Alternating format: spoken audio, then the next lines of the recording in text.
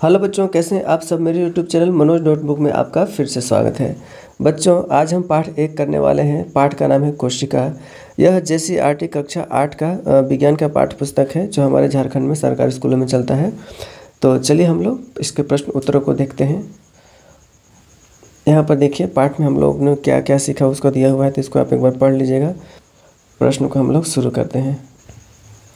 प्रश्न है, सत्य और असत्य का चिन्ह लगाना है, सही गलत का चिन्ह लगाना है।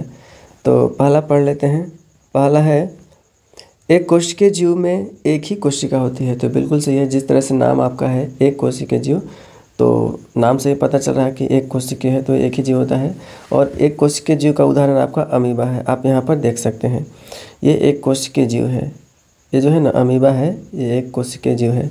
अब दूसरा प्रश्न है, रक्त कोशिका शाखान्वित होती है। तो ये बिल्कुल गलत है, क्योंकि रक्त कोशिका गोल होता है और जो शाखान्वित कोशिका होता है वो आपका तंत्रिका कोशिका होता है। इसके बाद है, तीसरा है, किसी जीव की मूल संरचना अंग है। ये गलत है, क्योंकि किसी जीव की मूल संरचना आपका क्या है, वो है आपका कोशिका है। ठीक है। इसके बाद है, अमीबा की आकृति अनियमित होती है। आप यहाँ देख लीजिए, अमीबा की आकृति है, ये तो अनियमित होती ही है, यहाँ से पता चल रहा है। इसके बाद में है, तो ये बिल्कुल सही है, सबसे बड़ी कोशिका शुतुरमुर्ग का अंडा होता है। ये बिल्कुल सही है। फिर उसके बाद चौथा है, पौधे की कोशिकाओं में अपेक्षाकृत बड़ी रिक्तिका पाई जाती है। ये बिल्कुल आपका सही है। यहाँ देख लीजिए, आपको पौधे का कोशिका आपको दिखा देते हैं।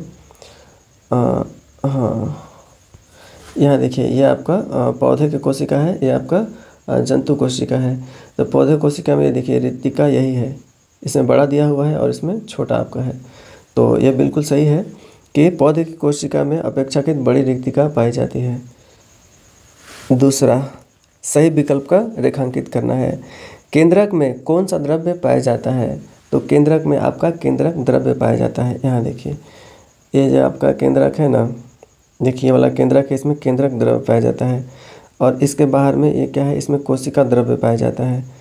तो ये आपका राइट आंसर हो जाएगा। दूसरा है, जंतु कोशिका में क्या अनुपस्थित होता है। तो यहाँ देखिए, ये आपका जंतु कोशिका है और ये आपका पादप कोशिका है, यानी पौध कोशिका है। तो इसमें देखिए कोशिका भित्ति है और इसमें कोशिका भित्ति नहीं है। तो जंतु कोशिका में कोशिका भित्ति अनुपस्थित होता है। इसका राइट आंसर हो जाएगा। इसके बाद में आपका तीसरा है,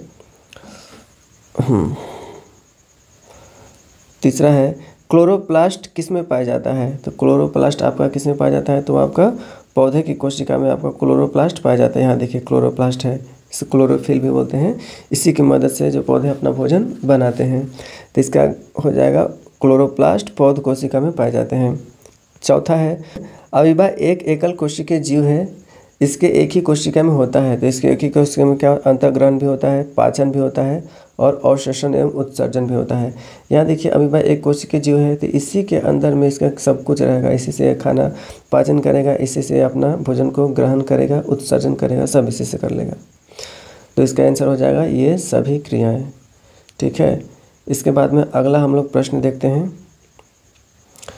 अगला प्रश्न है तीसरा, कोशिका झिल्ली को चयनात्मक पारगम्य क्यों कहा जाता है।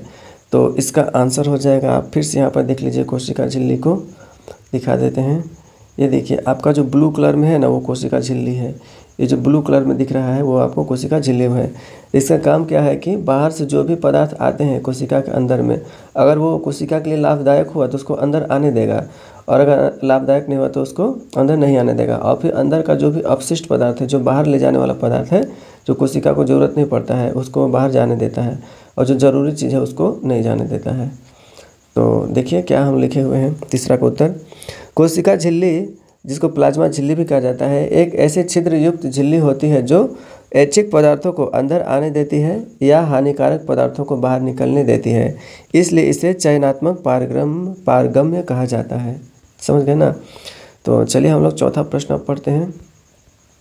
चौथा प्रश्न है, कोशिका द्रव्य में पाए जाने वाले विभिन्न अंगकों के नाम और उनके मुख्य कार्यों को लिखिए।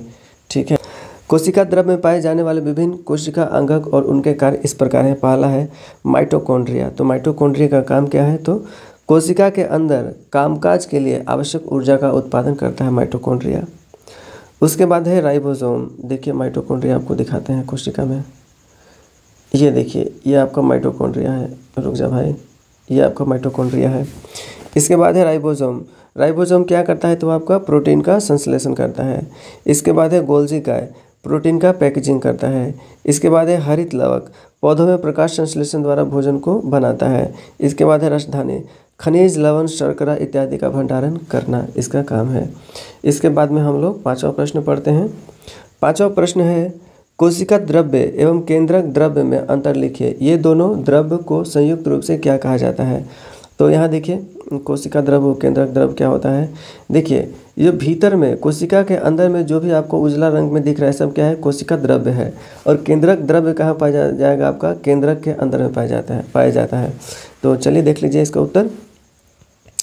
कोशिका द्रव्य कोशिका झिल्ली एवं केंद्रक के बीच में पाया जाता है। यहाँ देखिए केंद्रक है ना, ये जो कोशिका झिल्ली है इसी के बीच में जो सफ़ेद सफ़ेद आपको दिख रहा है वही सब क्या है, आपका कोशिका द्रव्य है। जबकि केंद्रक द्रव्य केंद्रक के अंदर पाया जाता है। जो केंद्रक द्रव्य है यही जो केंद्रक इसी के अंदर में पाया जाएगा। कोशिका द्रव्य तथा केंद्रक द्रव्य को सम्मिलित रूप से जीव द्रव्य कहा जाता है। ठीक है ना। अब चलिए हम लोग अगला देखते हैं। 6ठा, चित्र बनाकर पौध कोशिका एवं जंतु कोशिका में अंतर बताना है। तो आप यहाँ देख लीजिए, चित्र हम बना दिए हैं। यह पौध कोशिका है, एक जंतु कोशिका है। आप यहाँ से चित्र बना लीजिएगा। इसके बाद में इसका अंतर हम यहाँ पर देखिए आगे में लिखे हुए हैं। यहाँ देखिए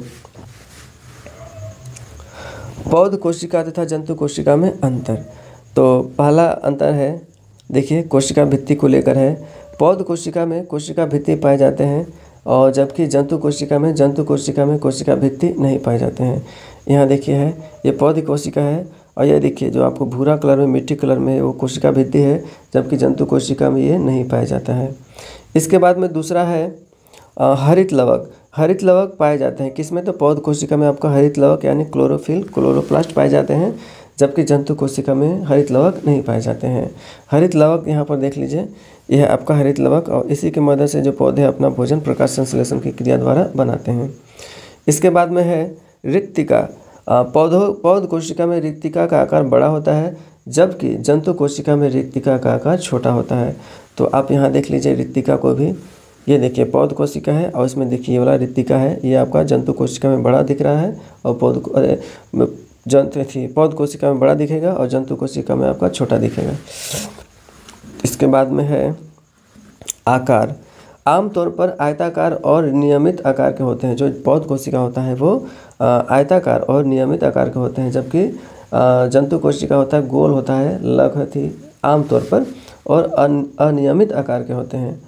तो यहाँ देखिए पौध कोशिका को हम आयताकार बनाए भी हैं और जो जंतु कोशिका है वो आमतौर पर गोल होगा या फिर अनियमित होगा। तो कोशिका में क्रोमोसोम अथवा गुणसूत्र कहाँ पाए जाते हैं, उनके कार्यों का वर्णन कीजिए। तो यहाँ देखिए एक कोशिका है ना, ये देखिए कोशिका, तो इसमें गुणसूत्र आपका केंद्रक में पाए जाता है। ये देखो है ना, इसमें आपका गुणसूत्र पाए जाते हैं और इसका काम देख लीजिए यहाँ पर क्या है, अनुवांशिक गुणों को वो आगे बढ़ाते हैं। तो 7वां का उत्तर है कोशिका में क्रोमोसोम अथवा गुणसूत्र केंद्रक में पाए जाते हैं। गुणसूत्र अनुवांशिक गुणों को जनक से पीढ़ी दर पीढ़ी स्थानांतरित करते हैं, यानी कि एक जनरेशन से दूसरे जनरेशन में जो गुण जाता है वो गुणसूत्र के द्वारा ही जाता है। आप देखे होंगे कोई टैलेंटेड पिता है, डॉक्टर पिता है, तो उसका बेटा भी चाहेगा कि डॉक्टर बनना चाहेगा, उसमें डॉक्टरी का गुण थोड़ा थोड़ा उसमें आपको दिखेगा, उसका मन करेगा उसी तरह से करने के लिए। तो 8वां देखिए पौध कोशिका में कोशिका भित्ति का क्या अर्थ है। तो उत्तर है पौध कोशिका में कोशिका भित्ति पौधों को क्या कार्य है। तो देखिए पौध कोशिका में कोशिका भित्ति पौधों को ताप, नमी, तेज वायु इत्यादि से सुरक्षा प्रदान करती है। कोशिका भित्ति पौधों को कठोर संरचना देती है, जिससे पौधे कठोर होते हैं और बहुत बड़े भी हो सकते हैं। इसके बाद 9वां प्रश्न है कोशिका के आकार का जीवों के आकार के साथ कोई संबंध नहीं होता है, क्या आप इससे सहमत हैं? यदि हाँ तो अपने उत्तर को स्पष्ट कीजिए। इसके बाद है 9वां देख लीजिए, 9वां का उत्तर यहाँ पर हम लिखे हैं। कोशिका का आकार शरीर के आकार पर निर्भर नहीं करता है। ठीक है, हाँ मैं इस बात से सहमत हूँ। जैसे चूहे और हाथी की कोशिकाएं आकार में एक जैसी होंगी, हाँ यह अवश्य होगा कि चूहे की कोशिकाएं संख्या में हाथी की कोशिकाओं से बहुत कम होंगे। इसी के साथ यह पाठ समाप्त होता है और हम मिलते हैं फिर अगले वीडियो में। मेरे यूट्यूब चैनल मनोज नोटबुक को सब्सक्राइब जरूर कर दीजिएगा, कमेंट भी करिएगा ज़रूर। तो चलिए मिलते हैं फिर अगले वीडियो में। जय हिंद, जय भारत, जय झारखंड।